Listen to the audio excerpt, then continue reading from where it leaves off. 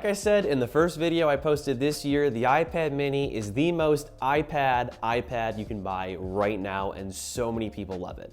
Let's talk about why. Okay, first up, iPad mini is super small and cute and portable. You can throw it into whatever bag you have, messenger, business, backpack with stuff in it already, so it's not gonna get in the way. And if you really wanted to, or in a pinch, if you wanted to put it somewhere, you can put it in your back pocket or a hoodie pocket. I'd prefer more so. This is not that safe, but I mean, it fits, so that's pretty impressive. Beyond portability, iPad mini also supports the Apple Pencil 2nd Gen, the best, most advanced Apple Pencil Apple offers right now. Not only do you get that magnetic attachment, which was popularized by the iPad Pro, you also get pressure sensitivity, which is important if you're an artist or you want to just make use of like a pencil tool in the Notes app. You know, press harder to get a darker shade or press lighter to get a lighter shade. You also get double tap, which allows you to toggle between two tools at once, and then you also get wireless charging, so you never have to plug this in. It's just perpetually charging on the side of your iPad.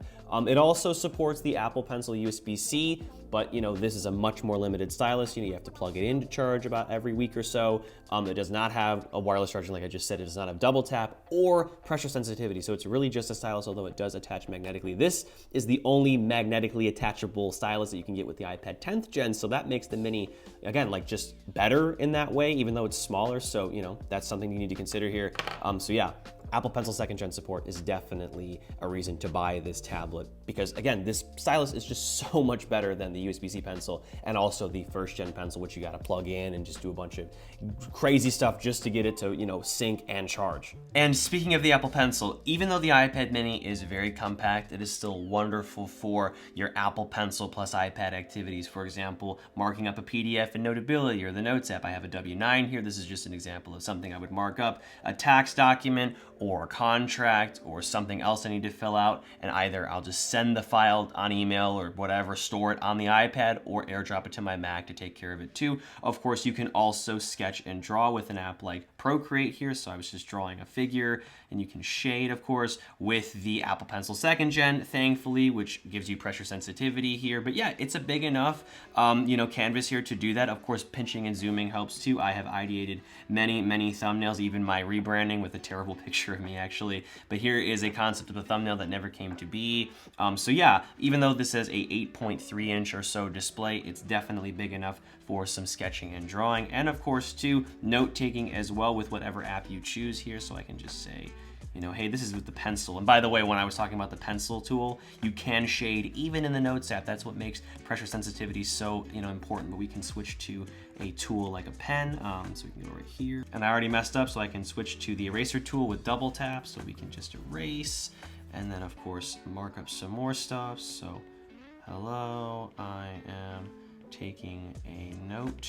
So yeah, it's a nice experience here. You know, you have enough sort of horizontal space for writing. You know, I wouldn't recommend doing it vertically or in portrait mode, but yeah, note-taking is a pleasant experience. What else we got here? Oh yes, Scribble. So Apple Pencil can be used to do handwriting to text. So I can go into the search bar here, for example, and type or write Apple News, and hopefully, yep, it even reads my illegible handwriting. So we can go here and scroll. And of course, you can use Scribble in other text fields, so I can search for an app here like Spotify, and it'll bring that up so I can tap that. So yeah, you know, you definitely have enough room for Scribble, note-taking, sketching, drawing, the whole works, PDF markup, and your experience will be even better with a paper-like screen protector. I will recommend these until the cows come home. I have a 2.1 screen protector on here, and it just makes the experience so much better. You know, using the Apple Pencil 2nd Gen on a purely glass display, it feels too glossy and it's slippery. With this, it feels like you're literally writing on a notepad or a sticky note or paper. You know, I loved doing this in high school. I was a big paper and pen person.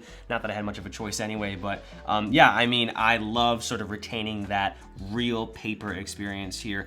You also can buy one of their grips. They're really nice here. This is a exclusive color. They usually come in clear. But this is the Canupsi limited edition one. They also have a new cleaning kit, which is super nifty here. They have integrated the cleaning cloth into the actual spray bottle, so you can spray the, you know, the chemical compound on here. That's such an overly complicated word for this, but But anyway, you can clean the display with the actual enclosure, which is super cool. You know, so it's an all-in-one cleaning kit, and I think this is just completely genius. So you can just slide that back in like so, and yeah, you can keep your paper like in pristine condition here. So definitely check out these accessories. They really bring your iPad experience to the next level. I'll leave a link in the video description if you're interested. And of course, beyond Apple Pencil specific tasks, the iPad mini is an excellent iPad for pretty much everything else, you know, web surfing in Safari, some split screen multitasking as well, answering emails, text messages, especially in portrait mode with the portrait style keyboard. I really enjoy that. Video calls, you know, especially FaceTime with the center stage camera, I find really helpful.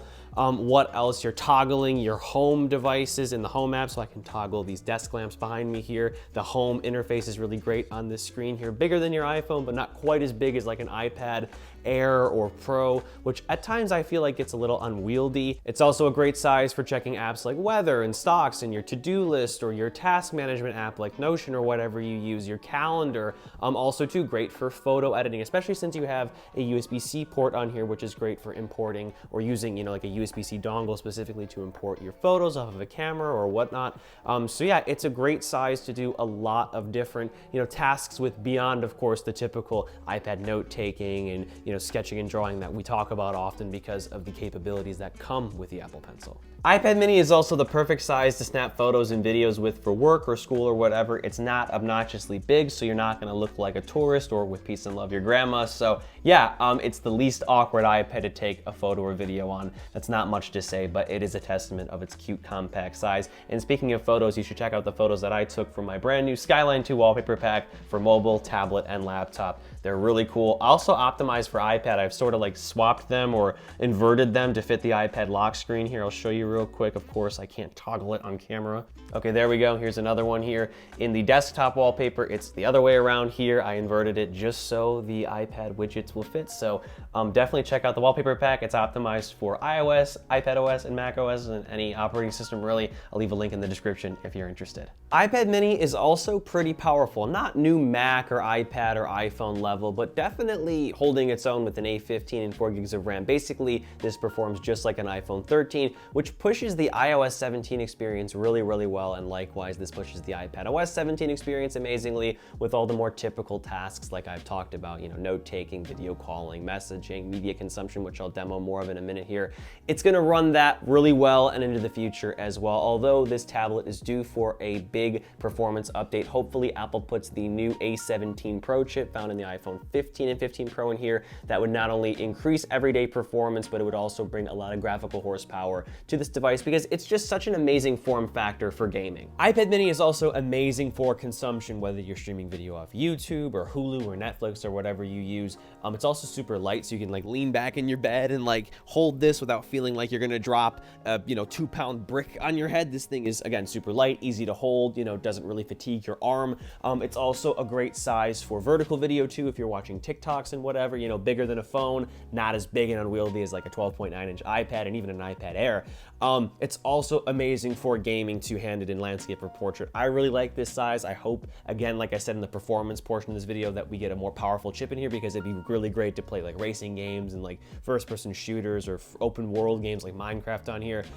Because yeah, it's just such a comfortable form factor. So yeah, love how small this is, light this is, and also I'm hoping that it gets more powerful as well. iPad mini also makes a fantastic little sidekick at your desk setup here. So I have a studio display connected to a MacBook Air, and you know, I decided to get a angled cable here to plug this in perpetually, so it's always charged and ready to go. I use this for Spotify, you know, toggling, maybe watching a YouTube video while I'm doing something on my Mac or whatever. I can use it for a FaceTime call. I can also detach the iPad and do some note taking with it and then put it back here, or sketching or whatever I want to do with the Apple Pencil. I can also use it as an external display wirelessly through macOS and iPadOS. More importantly, I can use universal control to control whatever's going on the iPad seamlessly, so I can be working on my Mac and then drag the cursor down without even a hiccup and, you know, pause music, play whatever I'm doing, maybe even respond to a message on here, which is super cool. So yeah, I'm really enjoying this experience, and it's just so small and cute and off to the side, like you don't even notice it, but it's there when you need it, and it works really well. So yeah, with all that said, even though this is due for an upgrade sometime soon, you know, at least internally with a new chip and maybe a better display, I doubt a redesign because we already got the once in a 10-year redesign in 2021 with this thing. You know, I think it's a great purchase. It offers a lot of utility. It's cute, it's portable, it's even powerful with the A15, which is nothing to scoff at still. And it's also, you know, on sale, you know, sub $500, also sub $400 if you buy it refurbished or used or whatever. It's also gonna have good resale value if you buy this now and decide to go with the 7th gen later. And keep in mind, you can always take the 2nd gen pencil off and put that onto whatever new iPad you get later. And that's about it here. Hope you enjoyed this video. Check out my links to Paperlike and my SKYLINE II wallpaper pack, again, for mobile, desktop, and tablet. And as always, I'm Noah, and I will catch you all in the next one.